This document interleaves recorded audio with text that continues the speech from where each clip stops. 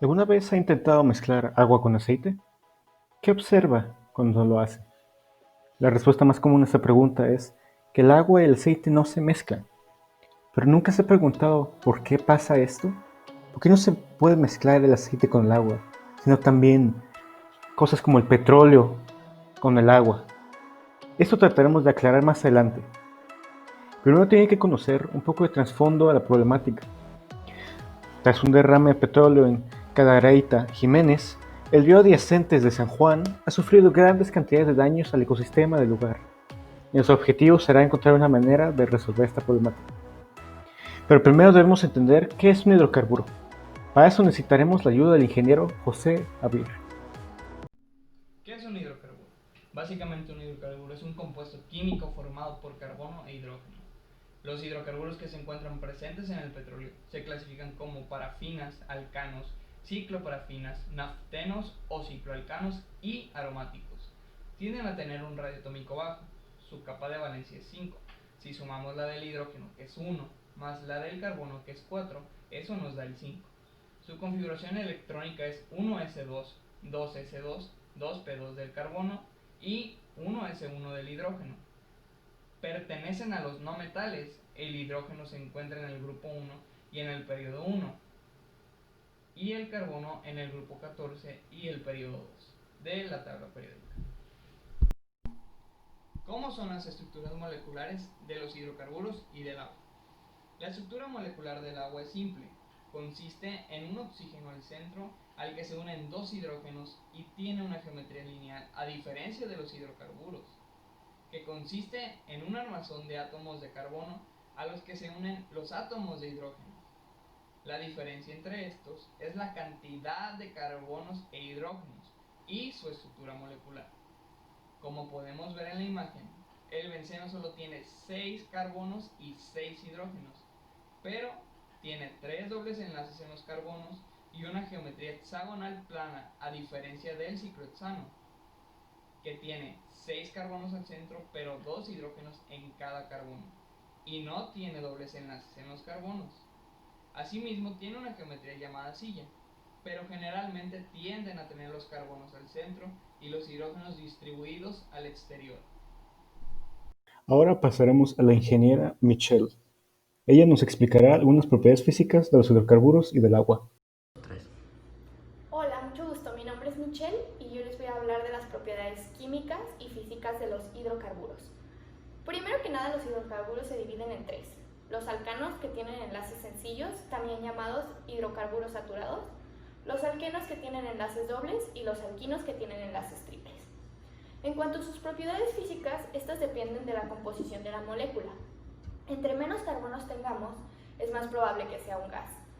¿Cuánto me refiero con menos carbonos? Que sean menor a 5 o menor a 6, esto puede variar, como lo son el eteno, el propano y el etino. Estos gases son a una temperatura ambiente, pues son encontrados como un gas.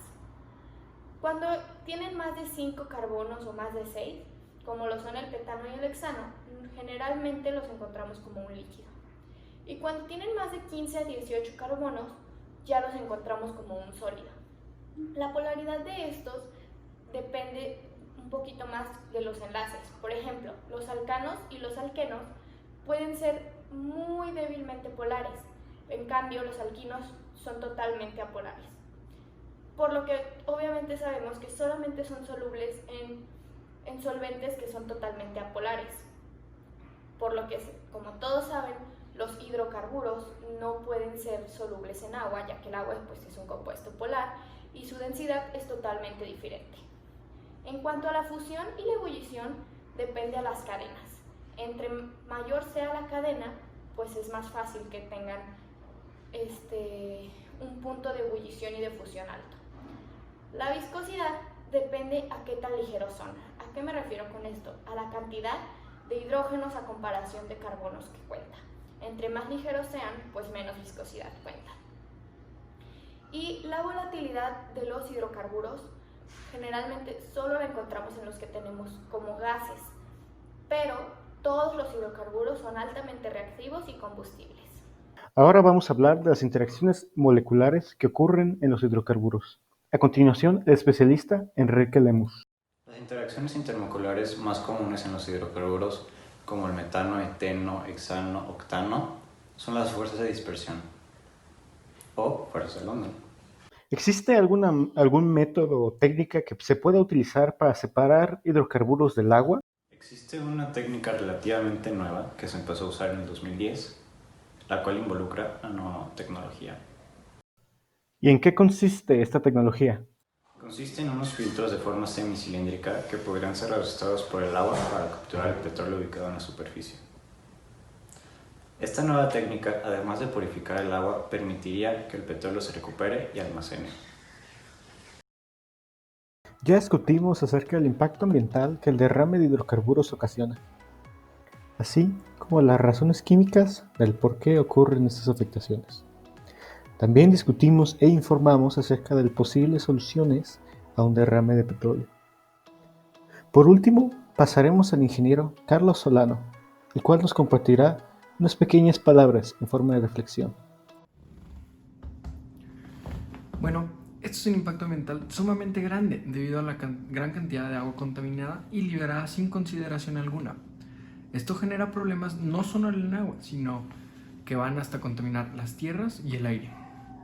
Este derrame afecta directamente a la sociedad que tiene contacto, ya que esto puede ocasionar irritación cutánea y ocular.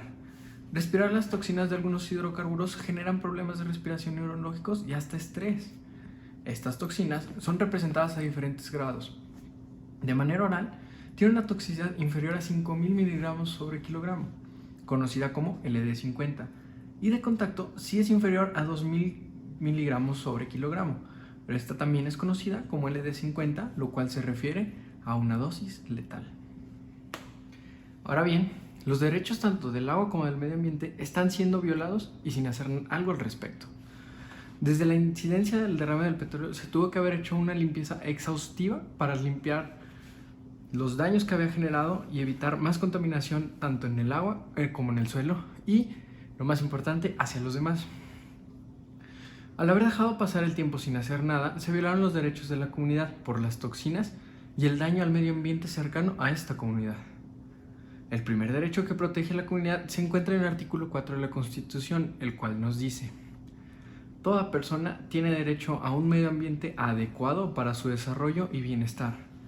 Por otro lado, en los derechos del agua, la ONU nos dice que el humano tiene el derecho al agua, al saneamiento y también reafirma lo esencial que es el agua limpia. También nos habla sobre proporcionar un suministro de agua potable saludable, limpia, accesible y asequible a todos.